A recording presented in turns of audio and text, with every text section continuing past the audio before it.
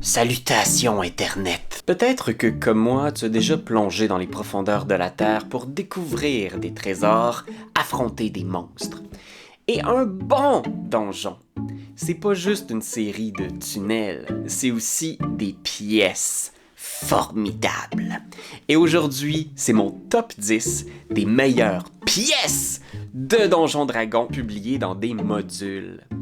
Alors suis-moi si tu as le courage.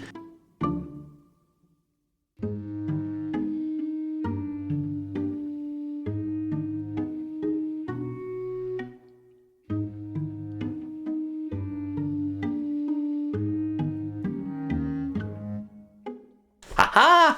Moi, c'est ce que j'adore du concept de pièce de donjon. Une bonne pièce de donjon, c'est un concept. Et ça peut se prendre et s'exporter. Vous allez voir que les pièces que je vais décrire aujourd'hui, vous pouvez tout à fait les intégrer dans n'importe laquelle de vos campagnes où il y a un donjon. Et petit avertissement, je vais peut-être gâcher un petit peu des éléments d'histoire de certains donjons, modules célèbres. Je vais toujours essayer de décrire dans quel produit ces pièces-là se trouvent. Alors si jamais vous voulez les rouler ou les vivre comme joueur, essayez de ne pas vous gâcher les surprises, parce que ces pièces-là, elles sont surprenantes et le plaisir vient parfois de découvrir c'est quoi le secret de ces pièces mystérieuses. En 10e place, on a l'Observatoire du Roi Sanglant. Et c'est une pièce qui se trouve dans un donjon qui s'appelle House of the Blood King. C'est une aventure pour OSE, donc Old School Essentials. Et il y a une des pièces au 2e étage de ce château transplanétaire. Le Roi Sanglant est le premier des vampires qui a propagé l'infection du vampirisme à travers presque tous les plans d'existence. Son château est une machine infernale qui peut se téléporter entre les mondes. Et à l'intérieur, il a collectionné toutes sortes de choses. Mais il y a aussi au 2e étage un observatoire, au milieu duquel il y a une grande roue mécanique sur laquelle il y a des planètes miniatures qui tournent et pivotent. Et donc cette grande roue planétaire-là, vous pouvez interagir avec en tant que joueur. Et ce que je trouve vraiment intéressant, c'est de jouer avec cette espèce d'objet mystique magique et c'est de réaliser que ces planètes-là sont de véritables lieux qui existent, avec des gens qui vivent à leur surface. C'est des millions, des milliards de vies qui sont entre nos mains. Cette pièce-là de l'observatoire, de la carte géographique, je l'ai toujours trouvé hyper inspirant. J'aime le fait qu'on peut en apprendre davantage sur la géographie du monde où l'aventure se déroule. Si vous avez une tour de mage, des ruines d'un peuple ancien qui était plus évolué au niveau de leur connaissance de l'astronomie, c'est une super façon de disséminer un peu de l'information scientifique pour vos joueurs que d'installer une pièce qui est une immense carte du ciel, par exemple, ou une représentation miniature de leur univers. En 9e place, on a la sombre tumeur, au fin fond du donjon qui s'appelle le Temple oublié de Tarisdun, un donjon de Gary Gygax.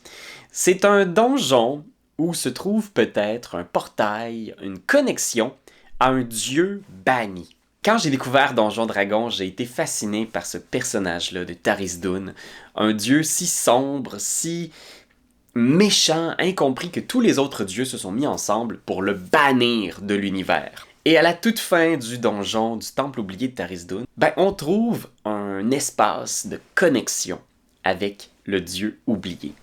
Et la sombre tumeur de Black Cyst, c'est un endroit où soudainement vous entrez dans une pièce où tout est sombre. La réalité n'est plus celle que vous connaissez. Il y a un froid surnaturel qui vient graduellement corroder vos armures, gruger votre chair, votre peau et même votre âme. Ce que j'aime de cet aboutissement final du temple, c'est que le lieu dans lequel cette dernière rencontre se produit est un lieu tellement différent. C'est comme si les lois de l'univers n'étaient plus les mêmes. Je pense que souvent, on veut un affrontement épique, ultime, là, avec de la lave, des dragons, des centaines de monstres. Ici, l'aboutissement du temple, c'est quelque chose d'incompréhensible. C'est de mettre les joueurs dans une situation où tu te dis comme, OK, on vient de mettre le doigt dans quelque chose où on passe dans une autre réalité où on n'est pas les bienvenus et où on ne survivra pas. J'aime beaucoup cette notion-là d'essayer de penser comment est-ce que soudainement votre donjon peut ouvrir dans une autre réalité. Il y a un très bon donjon de Dolmenwood aussi qui s'appelle Winter's Daughter, où soudainement vous êtes dans un donjon, une tombe assez classique, et vous passez un portail qui vous amène dans un monde de glace et de froid, de féerie. Fait que oui, ça peut être très inspirant si vous créez un donjon, d'essayer d'imaginer comment il peut y avoir justement une porte vers une réalité différente de la nôtre. En 8e place, c'est un de mes pièges préférés. Parce qu'une bonne pièce de donjon, ça peut être effectivement un puzzle ou un piège qui va mettre la vie de vos joueurs en jeu. On s'entend que la plupart des pièges que c'est, bon, tu rates ton jet de sauvegarde, tu prends 2d8 dégâts, c'est un petit peu ennuyeux. Moi, j'aime les pièges ambitieux à la Indiana Jones. Et en 8e place, c'est un piège de la tombe de l'annihilation qui s'appelle Drown Your Sorrows. Noyez vos peines. Alors, c'est une des fausses tombes des Trickster Gods. Et le mécanisme magique du piège, c'est qu'il y a un rayon de soleil qui tombe sur la tombe. Et s'il y a un des joueurs qui soulève le couvercle de la tombe, dès que le rayon de soleil tape sur le fond de la tombe, ça active le piège, la porte de la pièce qui va se refermer sur les joueurs. Le round d'après, il va y avoir des écoutilles qui vont s'ouvrir dans 4 entrées de la pièce et ça va inonder le lieu de vin rouge. L'idée, c'est que la plupart de vos joueurs ont des options de respiration aquatique. Donc, des sorts qui leur permettent de respirer dans l'eau, ils peuvent se transformer en dauphin ou des trucs du genre. Avec le vin, il y a comme une espèce de petite twist cruelle. Le dauphin ne pourra pas respirer dans du vin. Et vous ne pourrez pas utiliser respiration dans l'eau parce que, ben, hey, c'est du vin! Quand on a roulé la tombe de l'annihilation, ça a été un des moments les plus complexes, les plus intenses, où presque tout le groupe a été, à risque. Il y avait juste notre bon vieux Benjamin Desiel qui avait été capable de se faufiler en dessous de la porte et qui devait trouver une solution pour essayer de libérer le groupe. C'était tellement chaotique, tellement fun. C'est sûr qu'il y a plein de bonnes pièces avec des bons pièges. La tombe de l'horreur, par exemple. C'était pas nécessairement facile à rouler, mais c'était vraiment mémorable. En 7e place, la 7e pièce, il s'agit en fait d'une grande pièce. Une grande pièce bien accueillante. C'est le grand hall de l'auberge dans Dread and Breakfast. C'est un très bon concept de petite aventure one-shot. Et la pièce, c'est le donjon, c'est le concept tourne tout autour du fait que les joueurs doivent retrouver une maison qui a disparu. Et cette maison, il se trouve que c'est une taverne qui bouge et qui se déplace. C'est une mimique. Et elle prend l'apparence d'une taverne accueillante qui est prête à ouvrir la porte à tous les aventuriers fatigués sur la route. Mais à l'intérieur, il y a plein de petits bébés mimiques. Alors chaque item de l'endroit est un terrible, terrifiant mimique prêt à grignoter le corps de vos joueurs. La petite touche finale vraiment intéressante, c'est qu'il y a du loot, des trésors inspirés des mimiques. Alors si vous êtes capable de vaincre les boss mimiques, vous pouvez ensuite prendre le marteau mimique, l'armure mimique, et donc ce sont des objets magiques mimiques qui vont vous accompagner au fil de votre carrière d'aventurier, des items métamorphosables et possiblement dangereux. En 6e place, on a une pièce tirée de Undermountain. C'est un méga donjon célèbre. C'est un très très gros complexe souterrain créé par le mage fou en dessous de la ville d'eau profonde. Pendant des années, il y a eu des boîtiers publiés pour Undermountain qui donnaient des nouveaux niveaux de ce donjon-là. C'est comme si on n'avait jamais fini de découvrir des nouveaux étages, des nouveaux portails menant à d'autres sections oubliées, abandonnées de ce donjon complètement dément. Et une des pièces que j'ai trouvées hyper originale, c'est dans Stardock. c'est un astéroïde. OK. Là, accroche-toi parce que c'est weird. Là. Mais on va y arriver à ma pièce, je te le jure. Il y a un portail qui vous mène vers un astéroïde. Cet astéroïde-là n'est pas une roche naturelle. C'est un vaisseau spatial de flagelleurs mentaux. Alors, des créatures venues du fin fond du cosmos, des abysses de Donjon Dragon. Et les flagelleurs mentaux, vous les connaissez, hein? Ce sont des petits tannants qui nous gobent le cerveau, qui capturent des créatures et qui les contrôlent mentalement. Et la pièce sur Stardock, qui est vraiment insane, c'est un labyrinthe de cristal. Alors imaginez un labyrinthe avec un paquet de tunnels, de couloirs qui viraillent à gauche, à droite, remplis de créatures mortelles, mais tous les murs sont complètement invisibles et indestructibles. Donc le puzzle de cette pièce-là, c'est que vous voyez des monstres qui vous reniflent et qui vous cherchent, qui connaissent les passages à utiliser, alors que vous passez votre temps à vous cogner à des murs invisibles. Vous pensez voir une créature, vous lui lancez une boule de feu pour lancer votre sort directement sur un mur et il vous explose au visage. Ce concept-là, pour moi, je pense que c'est à récupérer si vous voulez vraiment faire capoter vos amis, surtout si vous jouez avec une carte virtuelle. Parce que si vous jouez sur Roll20, c'est vraiment facile pour le maître de jeu de suivre avec des murs invisibles. Moi, je vois les murs, mais pas vous.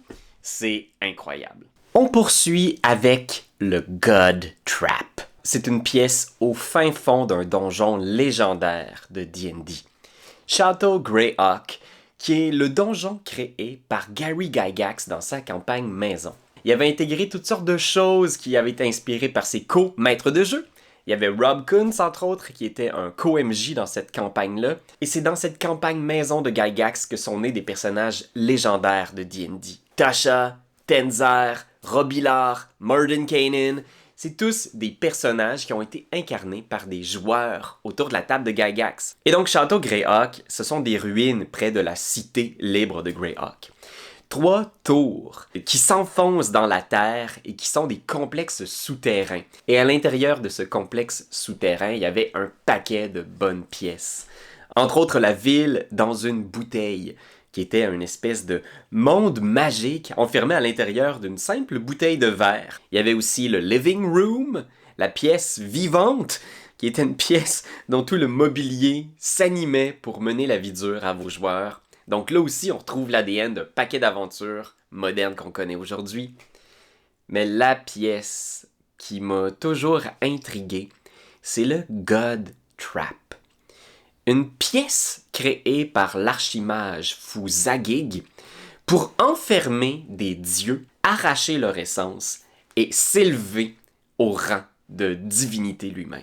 Il y a eu plein de dieux enfermés là-dedans dans le lore de Greyhawk, mais on a entre autres Iuz, Merica, un paquet de dieux avec des alignements opposés étaient enfermés là pour servir de batterie à la magie de Zagig. Et ce qui m'a toujours fasciné, c'est la possibilité, donc à la toute fin de ce donjon-là, d'entrer dans cette pièce-là et de libérer les dieux pour le meilleur ou le pire. C'est-à-dire, tous les dieux ont des alignements différents, et si jamais vous les libérez pour vous aider peut-être dans le combat final, ben vous risquez de vous retrouver dans le feu croisé de divinités qui vont essayer de s'entretuer parce qu'elles sont loyales et chaotiques. Ça peut être une pièce aussi qui a une opportunité de roleplay, par exemple. Vous pouvez négocier avec ces divinités-là qui sont coincées dans des cristaux magiques. Et moi, j'ai toujours aimé ce rapport de force un peu intriguant, de se retrouver face à un dieu qui a besoin de notre aide.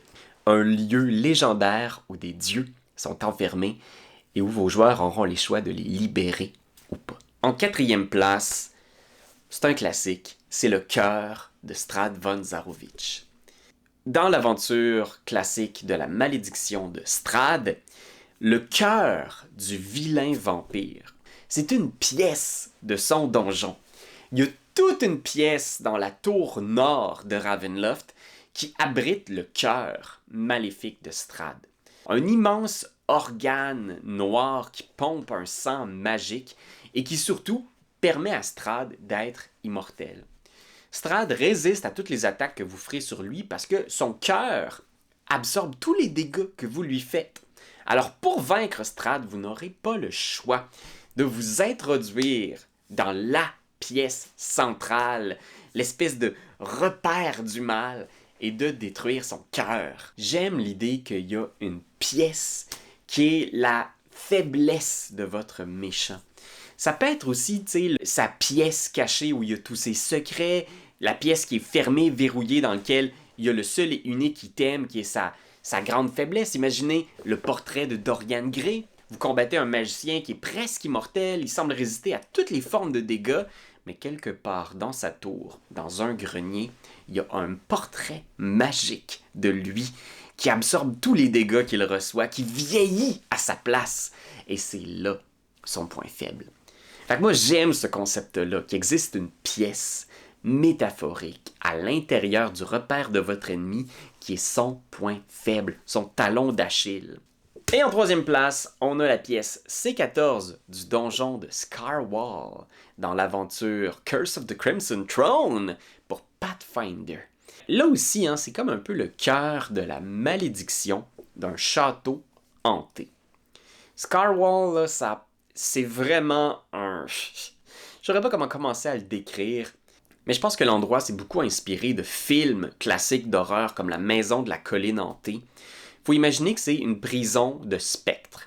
Remplie à l'intérieur de ce château-là, il y a tous les occupants de ce château qui a été massacré dans un événement nécrotique terrible.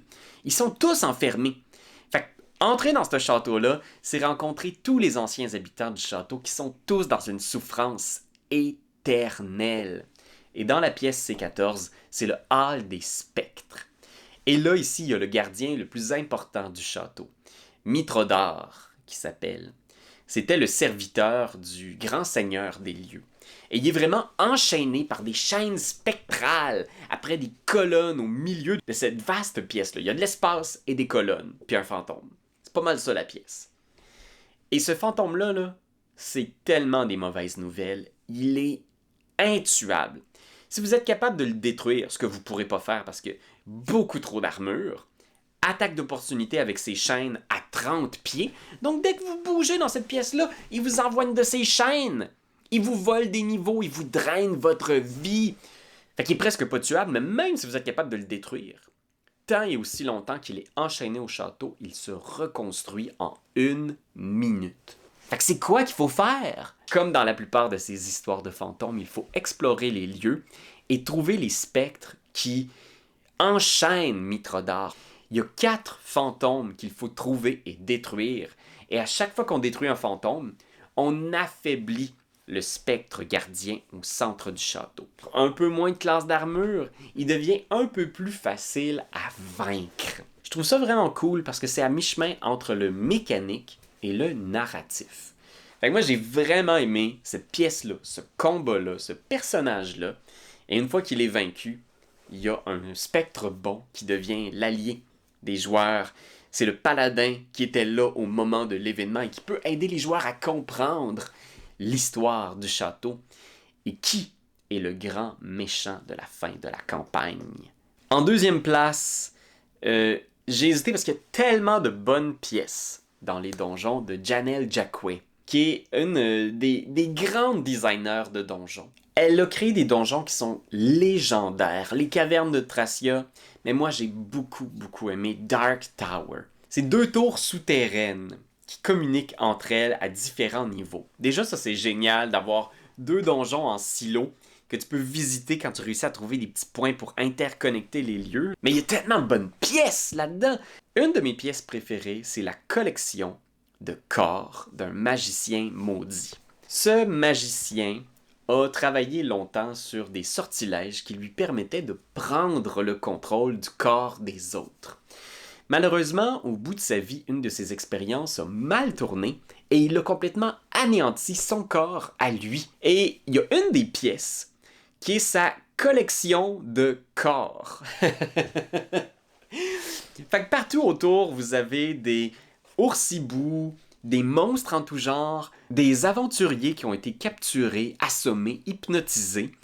Puis tous ces corps-là lui permettent de se promener dans le donjon. C'est comme c'est son walk-in. C'est ses vêtements. Quel corps je vais porter aujourd'hui? Il y a tellement un concept fort là-dedans d'un personnage magicien evil, déjanté. Et bien sûr, la possibilité de roleplay, c'est que peut-être vos joueurs vont devenir des corps intéressants pour lui à habiter. Peut-être qu'il aime le corps, l'apparence, la physicalité d'un ou une de vos joueurs et qu'il va négocier avec eux pour gagner l'accès de son corps. Peut-être même lui offrir un corps en échange. Fait que c'est pas nécessairement un combat, même si le combat peut être hyper intéressant, ça peut être aussi uniquement une pièce où il y a un événement roleplay qui va peut-être changer complètement la vie d'un de vos joueurs. Il y a vraiment des bonnes pièces dans les donjons de Jackway, là. Que ce soit le hall des morts où il y a le dieu des morts qui vous suit tout le long de ce hall-là. Et dès que vous tombez à 0 point de vie, il essaye de partir avec votre âme. Il y a aussi une pièce où il y a 2 portes qui sont dotées de conscience, qui se chicanent sans arrêt. Ces 2 portes qui se détestent et qui vont essayer de négocier avec les aventuriers. C'est hilarant. Vraiment, chapeau. Ces concepts-là, c'est tellement facile d'intégrer dans n'importe quel donjon, n'importe quelle aventure. Fait que oui, excellente idée. Et pour terminer, ma pièce préférée dans un donjon, c'est la pièce des bougies dans une aventure de Dungeon Crawl Classics qui s'appelle la tour de la perle noire.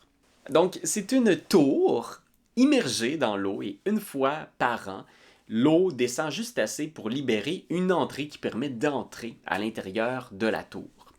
Il y a un sortilège sur cette tour de magicien-là qui fait qu'il n'y a jamais d'eau qui rentre à l'intérieur.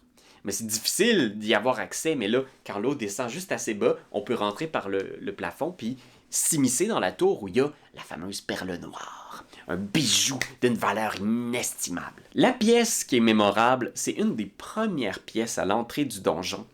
Il y a un grand hall où le magicien qui a bâti la tour surveillait tous les héros du monde. C'est comme un magicien qui était obsédé par l'histoire et il voulait voir les légendes s'écrire. Fait que dans cette pièce-là, il y a des gravures sur les murs qui représentent tous les grands héros qui ont vécu au fil des dernières années ou qui vivent actuellement. Et ce qui est cool, c'est que sous chaque gravure, il y a une bougie. Et il y a certaines bougies qui sont un peu plus courtes, certaines un peu plus longues. Il y en a même qui sont éteintes. Et vous l'aurez peut-être compris, si la bougie est allumée, ce héros est toujours vivant. Mais si elle est éteinte, c'est un héros qui est mort. Et la durée de la bougie indique un peu quel va être le destin de ce héros-là. Donc grâce à un sort de divination, le mage et la pièce est capable de suivre le destin de tous les personnages. Et ce qui est vraiment chouette ici, c'est que vous pouvez rallumer la bougie d'un héros qui est mort, décédé, pour ramener à la vie une légende qui est partie il y a peut-être une centaine d'années, ou un de vos personnages joueurs qui est mort il y a quelques sessions. Et bien sûr, si vous éteignez la bougie de quelqu'un, c'est la mort assurée. Tout au bout du donjon, une fois que vous retirez la perle noire, la magie de la tour cesse de fonctionner et l'eau entre dans la tour. Et à ce moment-là, le hall des bougies va être complètement inondé et toutes les bougies vont s'éteindre. Alors peut-être qu'en accomplissant ce donjon, vous allez tuer tous les héros du monde. À moins que vous preniez les bougies et que vous partiez avec. Il y a tellement de... Tu vois, ça c'est tellement old school, DCC, gonzo, absurde. Ça ouvre des complications pour le reste de l'univers, pour le reste de votre campagne. J'aime vraiment ce concept de pièces aux bougies. Fait que voilà Internet, c'était mes 10 pièces préférées dans des donjons. Quelles sont vos pièces préférées à intégrer dans des donjons? Ça peut être des pièces que vous avez créées, que vous avez inventées, ou des choses que vous avez vécues dans des modules célèbres. N'hésitez pas à aller voir mon top des meilleurs donjons de l'histoire du jeu, puis on se retrouve très vite pour d'autres vidéos et d'autres aventures. Bye Internet. Faut que j'y aille.